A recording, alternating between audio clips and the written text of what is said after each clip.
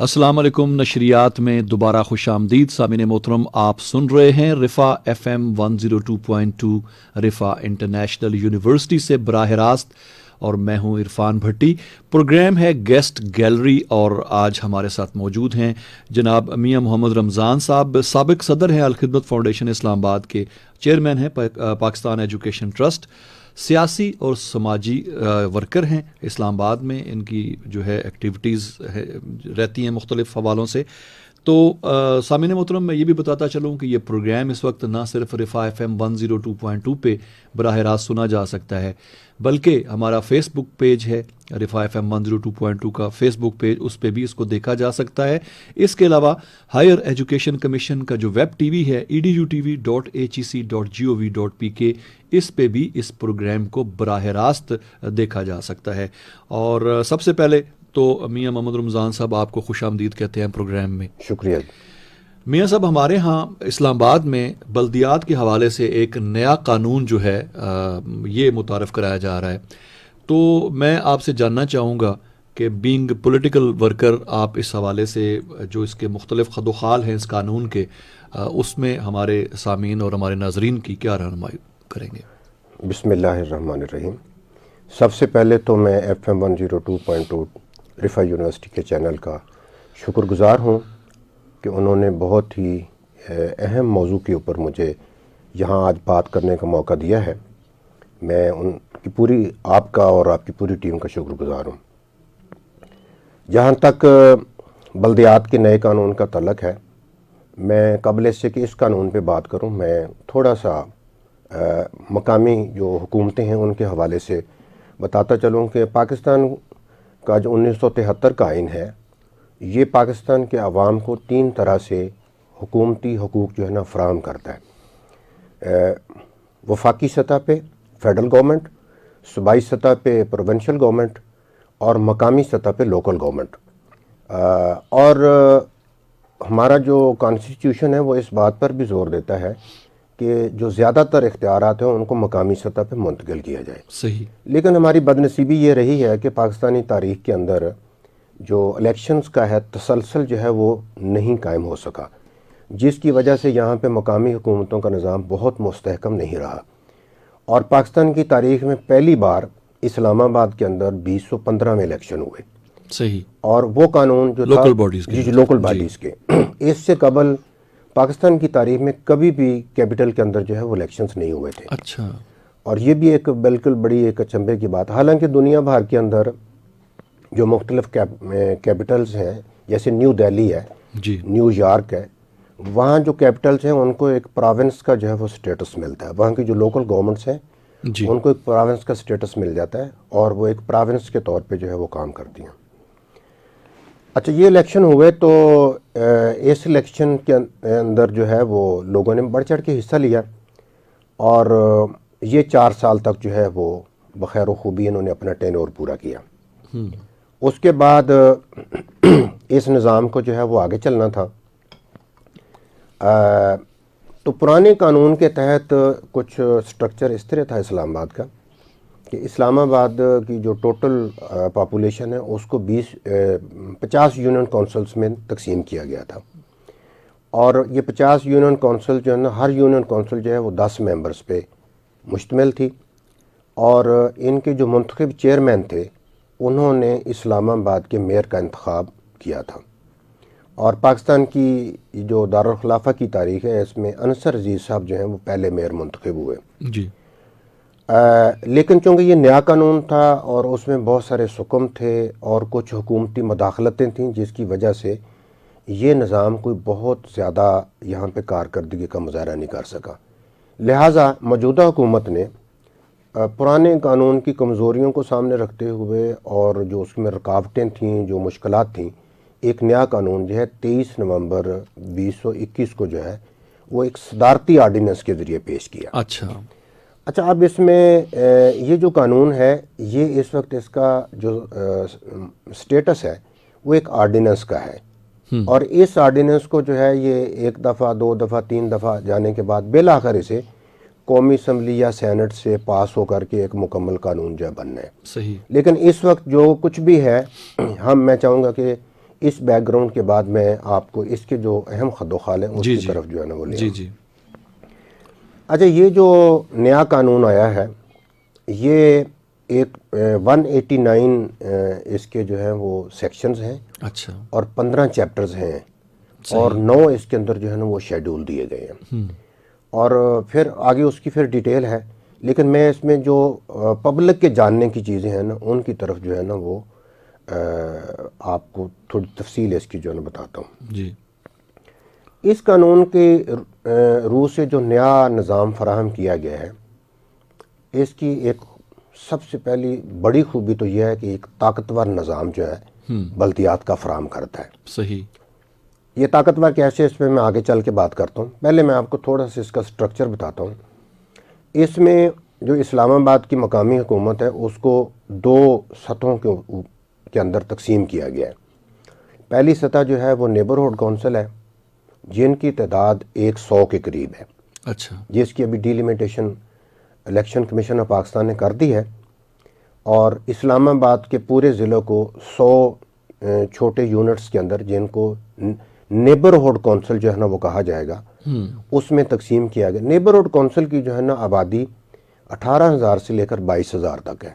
اچھا ہاں جی، یعنی 20,000 آبادی اس میں رکھی گئی ہے، اور الیکشن کمیشن کو یہ اختیار دیتا ہے یہ قانون کہ وہ 10% بڑھا بھی سکتا ہے اور 10% جو ہے اس کو کم بھی کر سکتا ہے۔ جی تو اس لحاظ سے کم جو آبادی ہے کسی نیبرہڈ کونسل کی وہ 18,000 ہے، اور زیادہ سے زیادہ اس وقت جو سامنے ہے وہ 23,000 کے قریب ہے، 22 سے 23,000۔ اچھا یہ 100 نیبرہڈ کونسلز ہیں۔ ہر نیبرہڈ کونسل جو ہے یہ 10 ارکان پہ مشتمل ہے، صحیح، اور اس میں چیئر پرسن ہے جس نے براہ راست منتخب ہونا ہے، 4 کونسلرز ہیں 4 وارڈ سے، انہوں نے براہ راست منتخب ہونا ہے، اور جو چیئر پرسن جیتے گا اس کو 5 سیٹیں جو ہیں وہ جیتنے کے نتیجے میں مل جائیں گی، جس میں 2 خواتین ہیں، ایک منورٹی ہے، ایک سینئر سٹیزن ہے، اچھا اور ایک جو ہے وہ یوتھ کی سیٹ ٹھیک ہے۔ ہو گیا، تو چیئر پرسن اور 5 اس کی سیٹیں 6، کل یہ جو ہے وہ 10 ارکان پہ مشتمل جو ہے نا یہ نیبرہڈ کونسل ہوگی۔ تو اب اس میں جو جیت جائے گا اس کے پاس 6 سیٹیں ہوں گی، یعنی اگر وہ 4 کی 4 ہار جاتا ہے، صحیح ٹھیک ہے، لیکن ظاہر جو چیئر پرسن کی سیٹ جیتے گا وہ اتنا بھی کمزور نہیں ہے کہ وہ کوئی کونسلر نہ جیت سکے۔ تو اس لحاظ سے نیبرہڈ کونسل کے اندر جو ہے پورا جو 4 سالہ ٹینور ہے اس میں عدم اعتماد کی کوئی صورت آنے کا امکان نہیں ہے، یعنی اس لحاظ سے اسٹرانگ یہ پوزیشن ایک طاقتور جو ہے نا وہ مقامی حکومت کا نظام جو ہے نا یہ فراہم کرتا ہے۔ صحیح، اس کے بعد دوسری جو سطح ہے وہ MCI میٹروپولیٹن کارپوریشن اسلام آباد کی سطح ہے۔ اس کے اندر ایک میئر ہوگا اور اس کی 70 رکنی جو ہے وہ ICT کونسل ہوگی، ٹھیک، اور اس کے اندر بھی جو میئر کا انتخاب ہے وہ براہ راست ہے، اچھا اور جو میئر منتخب ہوگا اس کو 25 مخصوص سیٹیں جو ہیں، جس میں 10 خواتین کی سیٹیں ہیں، صحیح، 3 تاجروں کی سیٹیں ہیں، 3 سینئر سٹیزنز کی ہیں، 3 منورٹیز کی ہیں، 3 یوتھ کی ہیں۔ تو یہ 25 سیٹیں اسے جیتنے کے نتیجے میں جو ہے وہ مل جائیں گی، اور باقی جو 45 سیٹیں ہیں یہ ہر جو میئر کا کینڈیڈیٹ ہوگا اس کے حاصل کردہ ووٹوں کے تناسب سے ان کے اندر یہ سیٹیں تقسیم کر دی جائیں گی۔ اچھا اب اس نظام کے میں سمجھتا ہوں کہ یہ بھی ایک خوبی ہے کہ جو میئر جیتے گا 25 سیٹیں اس کو جو ہے وہ مل جائیں گی، یعنی 70 میں سے 25 سیٹیں تو اس کو میئر جیتنے کے نتیجے میں ملی، ٹھیک، ایک اس کی اپنی سیٹ ہو گئی، یہ 26 سیٹیں ہو گئی، اور ظاہر ہے کہ سب سے زیادہ ووٹ اس نے لیے ہیں تو پروپورشنلی تناسب کے اعتبار سے بھی وہ سب سے زیادہ 45 سیٹوں میں سے سب سے زیادہ سیٹیں وہ لے جائے گا۔ تو اس لحاظ سے یہ ایک طاقتور میئر ہوگا اسلام آباد کا، اور اس کے خلاف بھی 4 سال کے اندر عدم اعتماد کا کوئی جو ہے وہ امکان نہیں ہے۔ اچھا، اسی طرح اس نظام کی جو دوسری خوبی ہے وہ یہ ہے کہ 3 ووٹ جو ہے نا وہ ہر ووٹر نے 3 ووٹ پول کرنے ہیں۔ اچھا ایک ووٹ جو ہے نا وہ میئر کو ڈالنا ہے، ٹھیک ہے، جو پورے اسلام آباد کے تمام ووٹرز ہیں اچھا وہ یہ ووٹ جو ہے نا وہ پول کریں گے، ٹھیک ہو گیا، میئر کا جو بھی کینڈیڈیٹ ہوگا۔ اور دوسرا ووٹ جو ہے انہوں نے اپنے چیئر پرسن کو تو ڈالنا ہے. مطلب میئر جو ڈائریکٹ الیکٹ ہو کے آئے گا. میئر ڈائریکٹ الیکٹ ہوگا. اچھا. یعنی اس وقت اسلام آباد کا جو میئر ہوگا وہ 3 MNAs بالکل کے برابر ہوگا. بالکل بالکل. ٹھیک ہے. یعنی 3 یہاں 3 کیونکہ قومی اسمبلی کی سیٹیں ہیں. ہاں جی. تو یہ 3 سیٹوں کے جو ہے نا یہ برابر ہوگا میئر. بالکل. اور تمام جو ہے وہ جو ووٹرز ہیں انہوں نے براہ راست اس کو ووٹ ڈالنا ہے. یہ الیکشن جو ہے یہ پارٹی کی بیس بنیاد پہ ہونا ہے, جماعتی بنیادوں پہ ہونا ہے, غیر جماعتی بنیادوں پہ نہیں ہے. اچھا. اور یہ جو تو اس میں آزاد امیدوار وغیرہ نہیں ہوں گے؟ وہ میں بتاتا ہوں. اس میں ہر پارٹی نے اپنا پینل جو ہے وہ دینا ہے. ٹھیک ہے. اور اس پینل کے ساتھ جو ہے وہ اگر کوئی آزاد گروپ لڑنا چاہے تو اس کو بھی ایک پارٹی کے طور پہ یا ایک گروپ کے طور پہ وہاں رجسٹرڈ ہونا ہوگا. صحیح ہے. یہ رجسٹرڈ ہونا اس کا جو اچھا ٹھیک ہو گیا. دوسرا یہ ہے کہ یعنی پہلا ووٹ ہر ووٹر کو جو ملنا ہے وہ میئر کا جو اس نے پول کرنا ہے. دوسرا ووٹ اس نے اپنے چیئر پرسن کو ڈالنا ہے. اور تیسرا ووٹ اس نے اپنے وارڈ کے جنرل کونسلر کو ڈالنا ہے. اچھا. یعنی اس میں جو میئر کا ووٹ ہے وہ EVM کے ذریعے ہونا ہے, الیکٹرانک ووٹنگ مشین جو ہے. اچھا. اور یہ EVM کا جو پہلا تجربہ ہے وہ اسلام آباد کے الیکشن پہ کیا جانا ہے. اچھا. ٹھیک ہے. اور اسی طرح باقی جو نیچے چیئر پرسن اور کونسلر کی تعداد چونکہ بہت زیادہ ہوگی, شاید ان کو EVM پہ مینج کرنا ان کے لیے ممکن نہ ہو. گرچہ الیکشن کمیشن اس پہ بھی کام کر رہا ہے اور وہ بہتر اس پہ بتائے گا, لیکن بادی و نظر میں جو چیز نظر آ رہی ہے وہ یہی ہے کہ میئر کے علاوہ جو نیچے 2 ووٹ ہیں وہ EVM کے ذریعے ممکن نہیں ہوں گے. ہو سکتا ہے EVM اس میں کاؤنٹنگ کے لیے یا ری چیکنگ کے لیے EVM استعمال ہو, لیکن پولنگ کے لیے جو ہے نا شاید استعمال نہ ہو سکے. اچھا یہ تو اس کے جو ہے نا یہ اچھا ایک اور جو بڑا اہم پہلو ہے اس قانون کا وہ یہ ہے کہ پاکستان کی تاریخ میں پہلی بار ایک طاقتور میئر جو ہے نا وہ اسلام آباد کو ملے گا, کیونکہ CDA جو اس وقت وفاقی دارالحکومت کے تمام انتظامات کو چلاتا ہے, دیکھتا ہے, ایون بیچتا اور خریدتا ہے. بالکل. ٹھیک ہے نا. یعنی وہ مالک کل ہے. بالکل. وہ اگر ایوان صدر کا پانی بند کرنا چاہے یا پارلیمنٹ ہاؤس کے اندر چوہے نہ پکڑنا چاہے تو وہ اتنا طاقتور ہے. صحیح ہے. تو اس کے جو بیشتر شعبے ہیں ان کو میئر کے تحت کر دیا گیا اس قانون کے اندر جو ہے. صحیح ہے. اور یہ میں سمجھتا ہوں کہ بڑی خوش آئند بات ہے کہ کیونکہ جو سرکاری محکمہ ہوتا ہے نا وہ عوام کو اس طرح جواب دہ نہیں ہے جس طرح منتخب نمائندہ جو ہے نا وہ عوام کو جواب دہ ہوتا ہے. ایسا ہی. تو چونکہ یہ ادارہ ترقی کے کاموں کا, آباد کاری کا, یہاں مقامی لوگوں کے مسائل کا ذمہ دار ہے, تو اس لحاظ سے میں سمجھتا ہوں کہ اس کو کسی عوامی نمائندے کے تحت آنا اس قانون کے ذریعے یہ بہت ہی خوش آئند ہے. صحیح ہے. پازیٹیو. اچھا اسی طرح ایک اور اس کا جو سیکشن 166 ہے اس کے تحت وفاق کے جتنے تعلیمی ادارے ہیں ان کو بھی میئر کے تحت کر دیا گیا. اچھا. وہ کہ اس وقت جو ہے وہ اساتذہ اور طلبہ کافی شور مچا اس چیز کے خلاف جو ہے نا وہ بات کر رہے ہیں, لیکن میں سمجھتا ہوں کہ جو میئر ہوتا ہے یہ فادر آف دا سٹی ہوتا ہے. اور میں نہیں سمجھتا کہ اگر حقیقی معنوں میں ہم کسی ایک ایسے شخص کو چن لیں, کسی ایسے شخص کا انتخاب کر لیں کہ جو امانت دار بھی ہے, دیانت دار ہے, جرت مند ہے, ملنسار ہے, خدمت کرنے والا ہے, اور اپنے آپ کو صحیح معنوں میں وہ شہر کا اپنے آپ کو باپ سمجھے اور باپ کی طرح ڈیل کرے, تو میں سمجھتا ہوں اس سے زیادہ تعلیمی اداروں کی نگہداشت کوئی اور نہیں کر سکتا. لیکن چونکہ اس میں ایک انریسٹ ہے, ایک بے یقینی کی کیفیت ہے, گورنمنٹ اور اساتذہ کی جو تنظیمیں اس پہ لگی ہوئی ہیں, لیکن امید ہے کہ کوئی اس کا اچھا سلوشن نکلے گا. لیکن سر دست یہ قانون جو ہے اس نے فیڈرل ڈائریکٹوریٹ آف ایجوکیشن جو ہے اس کے تمام تعلیمی ادارے جو ہیں ان کو میئر کے تحت کیا ہے.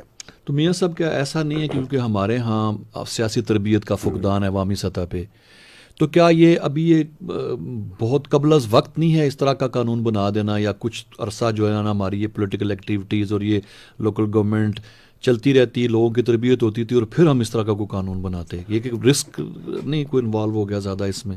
ویسے تو میں ایک سیاسی کارکن کے طور پہ اگر بات کروں تو میں نے اس قانون کو جب بڑے غور سے پڑھا تو یہ اتنی عجلت میں بنا ہے کہ یہ 15 چیپٹرز پہ مشتمل ہے اور اس کا چیپٹر نمبر 10 اس میں ہے ہی نہیں. اچھا. جبکہ اس کے اوپر جو ہے نا وہ ساری یہ سرکاری پروسیس سے یہ گزر گیا. تو میں نے جب متعلقہ لوگوں سے پوچھا تو انہوں نے کہا کہ جی ایک کلیریکل مسٹیک ہم سے ہوئی ہے. اچھا. لیکن میں سمجھتا ہوں کہ ایک ہمارا ایک لیگل ڈاکومنٹ ہے, ہماری تاریخ کا حصہ بن رہا ہے, تو اس کو اتنی عجلت کے اندر جو ہے نا. اچھا, اس کے علاوہ اس کے اندر اور کچھ مسائل بھی ہیں. صحیح ہے. مثال کے طور پہ ابھی تو میں نے اس کے جو ہے نا محاسن پہ بات کی. بالکل بالکل. میں نے اس کے جو ہے نا ایک ووٹر کی حیثیت سے, میں بھی ایک ووٹر ہوں, مجھے بھی جو ہے نا اس قانون کے تحت کچھ فائدے ملیں گے, کچھ نقصانات ہوں گے. تو میں اپنے ایک ووٹر کی حیثیت سے جب اس کو دیکھتا ہوں, مثال کے طور پہ اس کے اندر جو میئر ہے اسلام آباد کا, اس کی 12 رکنی کابینہ ہے. اچھا, اس کابینہ کے بارے میں یہ بات واضح نہیں کرتا یہ قانون کہ یہ منتخب لوگوں میں سے لی جائے گی یا یہ باہر سے لوگ جو ہے نا یہ تعینات کیے جائیں گے. اچھا. ہاں جی, یہ اس کے اندر ایمبیگوٹی موجود ہے. میری الیکشن کمیشن اسلام آباد کے لوگوں سے بھی ملاقات بھی ہوئی, ان سے میں نے ڈسکس بھی کیا, وہ لوگ بھی ابھی اس پر کلیئر نہیں ہیں. اچھا. اور یہ قانون خود بھی کلیئر نہیں کرتا.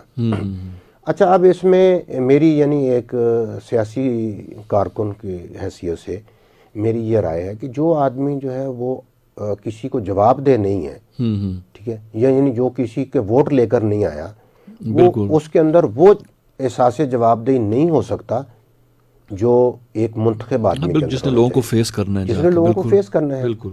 اور یہ تجربہ ہم پچھلا ہمارا ناکام ہوا ہے نا نظام 2015 والا, اس کی ایک بڑی وجہ بھی یہ تھی کہ انصر عزیز صاحب جو پہلے میئر تھے وہ منتخب نہیں تھے, وہ نامزد ہوئے تھے ایک سیٹ کے اوپر. اچھا. اور میں اس وقت بھی اس پہ ہم نے بہت شور مچایا تھا کہ میئر جو ہے نا اسلام آباد کا منتخب لوگوں میں سے ہونا چاہیے, تاکہ اسے یہ احساس ہو کہ لوگوں کے. میں آپ کو بتاؤں کہ اسلام آباد جو یہ دارالخلافہ ہے. میں صرف ایک آپ کو مسئلے کی طرف جو نا آپ یہ بات سن کر حیران ہوں گے کہ اسلام آباد میں جو گریو یارڈز ہیں, قبرستان, جی, اس میں صرف وہ بندہ دفن ہو سکتا ہے جس کا ایڈریس کسی سیکٹر کا ہے. اگر وہ کسی گاؤں میں فوت ہو جائے یا ایون کوئی آدمی اسلام آباد میں آیا ہے اور اس کے شناختی کارڈ پر ایڈریس اسلام آباد کا نہیں ہے, تو he is not allowed to buried in Islamabad گریو yard. اچھا. یعنی پچھلی گورنمنٹ نے, اچھا پھر جتنا اب دیکھیں اسلام آباد جو ہے نا وہ شہری اور دیہاتی 2 حصوں کے اندر بٹا ہوا ہے, ٹھیک ہے. خود یہ جو ہمارا یہ جو ایریا ہے NA54 کا, اس کے اندر کچھ 67 دیہات ہیں, ٹھیک ہے, اور بیشتر حصہ جو ہے نا سیکٹرز پہ مشتمل ہے. یہاں پر بھی اگر اس وقت سب سے بڑا مسئلہ یہ ہے کہ آپ اپنے مردے کو کہاں دفنائیں. یعنی زندہ رہنے کا, رہائش کا اتنا بڑا ایشو نہیں ہے, جتنا بڑا ایشو اس وقت یہ ہے کہ آپ اپنے مردے کو کہاں دفنائیں. اور پچھلی جو بلدیاتی حکومت تھی اس کا اور کوئی فائدہ ہوا یا نہیں ہوا, لیکن ایک فائدہ یہ ہوا کہ منتخب چیئرمین اگر یہ لکھ دے کہ یہ یہاں کا مقامی ہے اور اس کو جو ہمارا شہر کا گریو یارڈ ہے اس میں دفن ہونے دیا جائے, تو اس کو تدفین کی جو ہے اجازت مل جاتی ہے. لیکن میں سمجھتا ہوں کہ یہ بڑا ایک بنیادی مسئلہ ہے, اور وہ بھی جو ہے نا, تو اس طرح کی کئی ایک چیزیں ہیں. میں سمجھتا ہوں کہ یہ بلدیات کا نظام تھوڑا سا اگر آگے بڑھے تو, اور میئر اگر طاقتور ہو تو وہ بہت سارے مسائل جو ہے نا حل کر سکتے. اچھا, اسی طرح ایک اور ایشو قبل سے کہ ہم باقی بات کریں, ایک اور ایشو جو اس وقت اسلام آباد کا ہے اور وہ پورے اسلام آباد کا ہے, وہ پینے کا صاف پانی ہے. یعنی آج بھی پورے اسلام آباد کے اندر واٹر, یہ نہیں ہے کہ پینے کا پانی ایشو ہے, پانی ہے ہی نہیں. یعنی یہ واحد شہر ہے دنیا کا جو پانی کے کنارے نہیں ہے. الگ دنیا کا ہر شہر جو ہے نا پانی کے کنارے ہوتا ہے. اب اس کے نا اس مسئلے کے 2 ہی حل ہیں. ایک حل یہ ہے, وہ جو ڈیمز ہمارا راوڑ ڈیم ہے, خانپور ڈیم ہے, سملی ڈیم ہے, 3 ڈیم. دیکھیں یہ 3 ڈیم جو تھے نا, 3 ڈیم یہ آب پارا کے جو ارد گرد 4-5 سیکٹر تھے, یہ ان کی ریکوائرمنٹ کے لیے بنائے گئے تھے, اور یہ بنائے گئے تھے 60-70s کے اوائل میں. مجھے یہ بتائیں کہ 80s 90, دیکھیں 93 سے تو میں یہاں رہ رہا ہوں, 80 سے 90 یا اس کے بعد 2000 کے اندر جو ہے نا کوئی اس کے اندر واٹر سورسز میں کوئی اضافہ ہوا. لیکن یہاں کی آبادی جو ہے وہ اس دوران جو ہے چند ہزار سے لے کر اس وقت 30 لاکھ تک آبادی اسلام آباد کی پہنچ گئی ہے. تو اس وقت اتنا بڑا ایشو ہے, اس کے 2 ہی حل ہیں.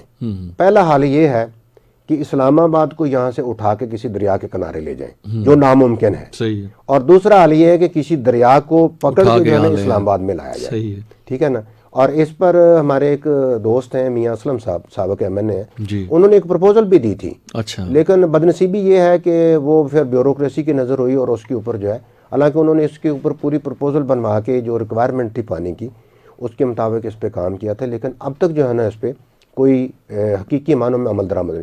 اور یہ اتنا بڑا تھریٹ ہے اسلام آباد کی لائف کے لیے کہ جس کا میں سمجھتا ہوں کہ حکمرانوں کو کوئی اندازہ نہیں ہے. اور میں سمجھتا ہوں کہ اگر یہاں پہ طاقتور مقامی حکومت آتی ہے تو اس مسئلے کا حل بھی وہی نکال سکتی ہے. بالکل. اور بے جان قسم کی جو ہے نا وہ تو اچھا، اسلام آباد میں بڑے عرصے تک جو ہے نا آپ بورنگ نہیں کر سکتے تھے، اپنے گھروں میں بھی الاؤڈ نہیں تھا، لیکن بعد میں اس کو جب دیکھا گیا کہ بہت زیادہ پانی کی کمی تو اس کو الاؤ کر دیا گیا. تو اس طرح کو ٹیوب ویلز اور بورنگز اور یہ نہیں بیلنس کرتے مسئلے کو. دیکھیں جو اسلام آباد ہے یہ خطہ پوٹھوہار کا حصہ ہے. یہاں زمین ہموار نہیں ہے اور پانی کی جو سطح ہے وہ بہت نیچے ہے. یہاں پہ اگر ٹیوبل آپ بور کریں گے تو ظاہر اس کو آپ ڈیپ اس کی ڈگنگ کریں گے تو ڈیپ ڈگنگ کرنے کے نتیجے میں اس وقت جو عملاً ہو رہا ہے، اور میں خود بھی اس کو فیس کر رہا ہوں کیونکہ میری اپنی رہائش جو ہے جی وہ ایک ایسے ایریا کے اندر ہے کہ جہاں سی ڈی اے کا جو پانی کا نظام ہے وہ نہیں ہے. تو وہاں مسئلہ یہ بن رہا ہے کہ جب کوئی ڈیپ بورنگ کرواتا ہے ایون چھوٹی یا ٹیوبل، جی، تو ارد گرد کا کئی کلومیٹر کا ایریا جو ہے نا وہ پانی کی قلت کا شکار ہو جاتا ہے. صحیح. یعنی آپ سمجھیں کہ ایک ڈیپ بور ہوا، اس کے نتیجے میں جو ارد گرد کے کوئی 200-300 بور تھے وہ جو ہے نا ڈرائی ہو جاتے ہیں. صحیح ہے. میرے خیال میں ہم تھوڑا سا ٹاپک کی طرف آتے ہیں. سامعین محترم، پروگرام گیسٹ گیلری آپ سماعت فرما رہے ہیں رفا FM 102.2 پہ. ہمارے فیس بک پیج پہ بھی اس کو براہ راست نشر کیا جا رہا ہے، اور اس کے علاوہ ہائر ایجوکیشن کمیشن کا جو ویب ٹی وی ہے edutv.hec.gov.pk، اس پہ بھی یہ پروگرام براہ راست آپ کے لیے پیش کیا جا رہا ہے. اور ہمارے ساتھ موجود ہیں میاں محمد رمضان صاحب، سابق صدر الخدمت فاؤنڈیشن اسلام آباد کے، چیئرمین ہیں پاکستان ایجوکیشن ٹرسٹ. اس کے علاوہ سیاسی اور سماجی ورکر ہیں، اور جو نیا قانون اس وقت بلدیات کے حوالے سے اسلام آباد میں متعارف ہو رہا ہے اس پہ ہماری گفتگو چل رہی ہے. میاں صاحب یہ بتائیے گا کہ جب پرانا سسٹم موجود تھا تو یہ نئے قانون کی کیا ضرورت پیش آئی؟ کیا سکم تھے پرانے قانون میں جس کو دور کرنے کی کوشش کی گئی ہے؟ تھوڑے سے ڈیٹیل سے ذرا. ہمارے ہاں اصل میں ایک بڑا مسئلہ یہ ہے کہ ہم نے ری انوینٹ دا ویل والی پالیسی پہ چلے جاتے ہیں، بجائے اس کے کہ پرانی چیز کو تھوڑا ٹھیک کریں.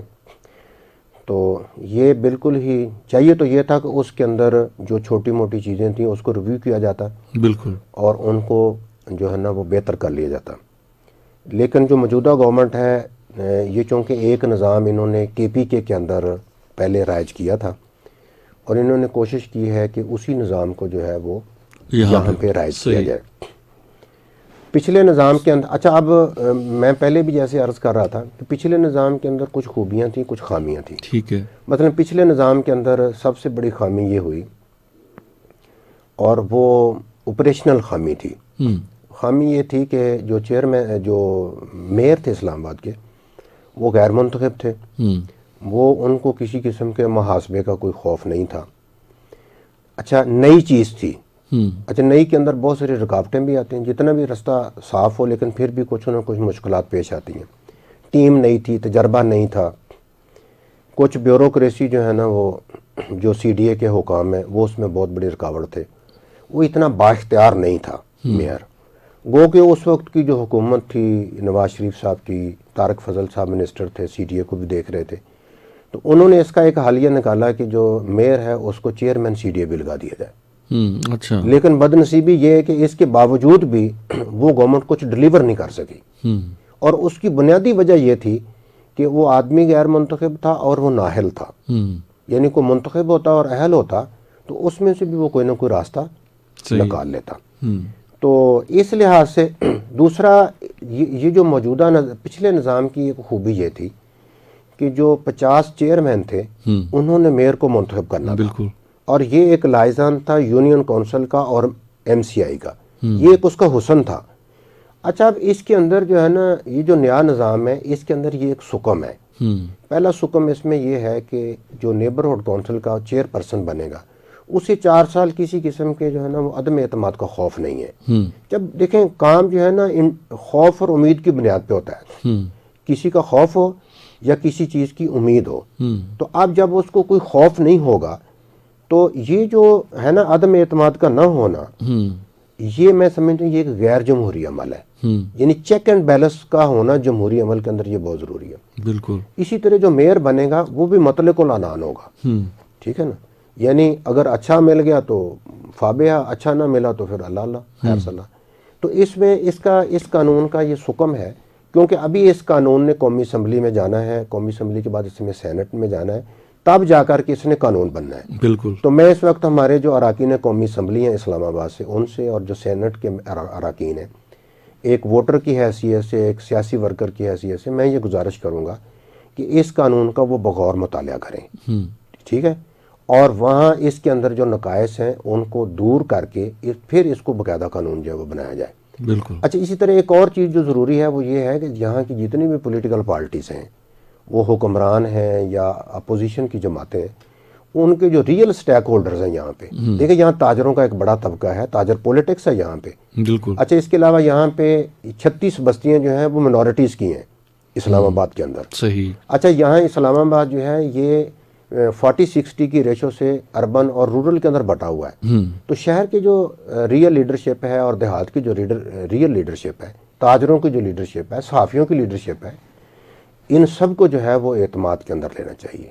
اچھا, یہ ایک ایجوکیشنل سٹی ہے, یونیورسٹی کے جو وائس چانسلرز ہیں ان سے بھی اس کے اوپر جو ہے نا وہ انپٹ لینی چاہیے. بالکل. انپٹ لینی چاہیے تاکہ اس کی روشنی کے اندر اسلام آباد جو ہے نا یہ پاکستان کا کیپٹل نہیں ہے, یہ فیس آف دا پاکستان ہے, یہ پاکستان کا چہرہ ہے. بالکل. اس کو جب بھی کمپیئر ہونا ہے اس کے نظام کو, یہ واشنگٹن کے ساتھ ہونا ہے, یہ بیجنگ کے ساتھ ہونا ہے, یہ لندن کے ساتھ ہونا ہے. اس کو جو ہے نا پوری دنیا نے جو ہے نا وہ دیکھنا ہے. بالکل. اگر یہاں پر ایک ہم اچھا سسٹم لے آئیں گے تو یہ نہ صرف پاکستان کے لیے باعث فخر ہوگا بلکہ یہ پوری دنیا کے لیے کو یہ اچھی رہنمائی جو ہے وہ فراہم کر سکتا ہے. صحیح ہے. بہت سارے لوگ ہمیں فیس بک پہ اس وقت دیکھ رہے ہیں اور پروگرام کو پسند کر رہے ہیں. شاہد جمیل صاحب ہیں, نعیم شاہ ہیں ریاض سعودی عرب سے, اس کے علاوہ امین کنجائی ہیں. بہت بہت شکریہ وہ تمام خواتین و حضرات جو ہمارے پروگرام کو دیکھ رہے ہیں اور پسند کر رہے ہیں. اچھا میاں صاحب, اب آخری سوال میرا یہ ہے کہ وہ سیاسی ورکرز کے حوالے سے ہے کہ وہ سیاسی ورکرز جو اس الیکشن میں حصہ لینا چاہ رہے ہیں, لینے کے لیے جا رہے ہیں, تیاری کر رہے ہیں, تو کیا ہدایات کیا ہیں ان کے لیے کوئی؟ اچھا جی, اس قانون کے اندر ایک دو چیزیں, جو پہلی بات تو یہ ہے کہ اہلیت اور نااہلیت والا حصہ جو ہے وہ اسپیشلی جو لوگ الیکشن میں حصہ لینا چاہتے ہیں وہ اس کو دیکھ لیں. چیئر پرسن کے لیے اور جو وارڈ کا جنرل کونسلر ہے اس کے لیے اس وارڈ کا رہائشی اور اس وارڈ کی جو ووٹر لسٹ ہے اس میں ان کا نام ہونا ضروری ہے. ٹھیک ہے, صحیح. دوسری بات یہ ہے کہ اس کے خلاف کوئی عدالتی کسی عدالت سے سزا نہ ہوئی ہو. کیس نہیں, کیس روز ہی ہوتے رہتے ہیں, اسے کوئی سزا نہ ہوئی ہو. صحیح ہے. اسی طرح یوٹیلٹی بلز کا نادہندہ نہ ہو. ٹھیک ہے. اسی طرح اس نے کسی بینک سے لون لیا ہے اور 1.5 سال سے اس کا وہ نادہندہ ہے, ٹھیک, یہ بھی اس کی نااہلیت کے اندر ہے. گورنمنٹ سروس سے جو ہے اور آرمی سے وہ سسپینڈ نہ ہوا ہو, اسے نکالا نہ گیا ہو, یہ بھی اس کے اندر جو ہے نا وہ درج ہے. ٹھیک. تو یہ تو عموماً ویسے وہی چیزیں ہیں جو صوبائی اور قومی اسمبلی کے الیکشن میں آتی ہیں, لیکن جن لوگوں نے حصہ لینا ہے وہ یہ دیکھ لیں. نمبر 1 کہ ان کا ووٹ اس ایریا میں درج ہے یا نہیں.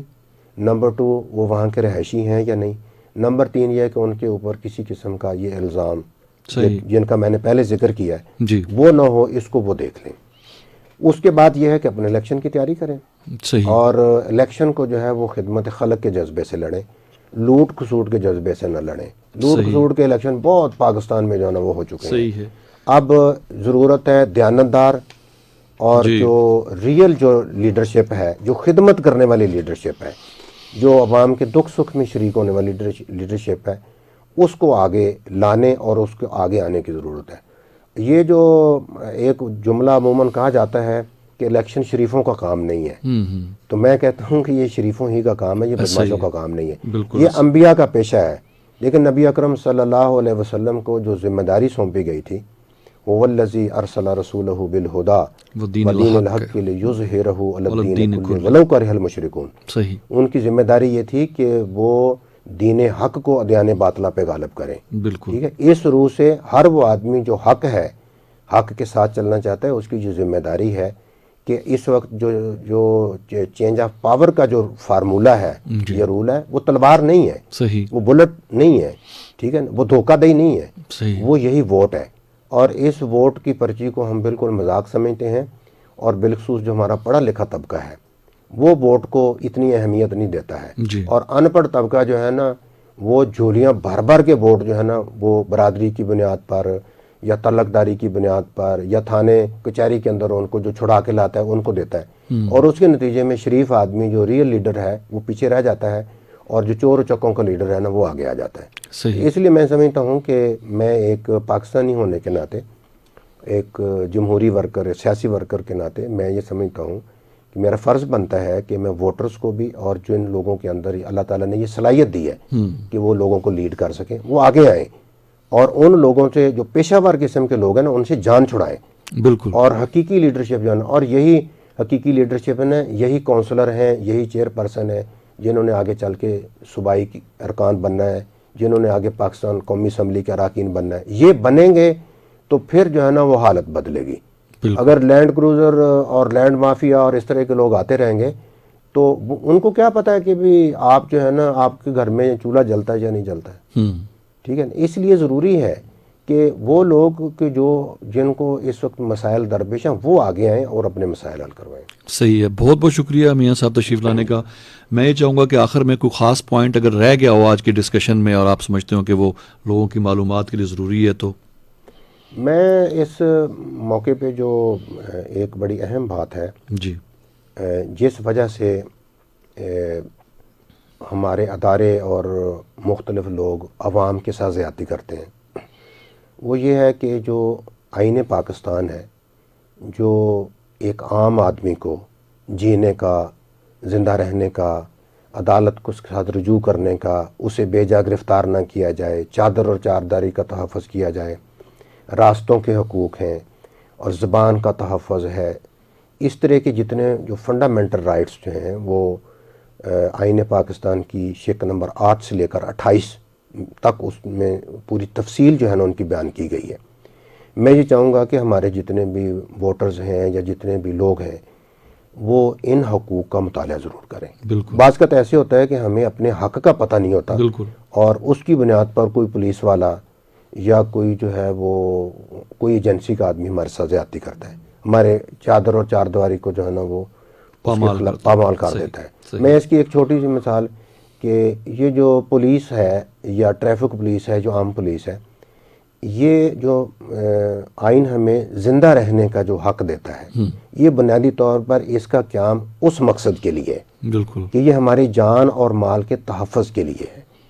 یعنی ٹریفک پولیس کا کام ٹریفک کو رواں دواں رکھنا ہے، راستے کھلے رکھنا ہے، ٹھیک ہے نا، راستے بند کرنا نہیں ہے. بالکل. اسی طرح جو باقی پولیس ہے اس کا کام یہ نہیں ہے کہ لوگوں کو لوٹے اور لوگوں کے ساتھ زیادتی کرے، بلکہ اس کا کام یہ ہے کہ لوگوں کے جان و مال کا تحفظ کرے.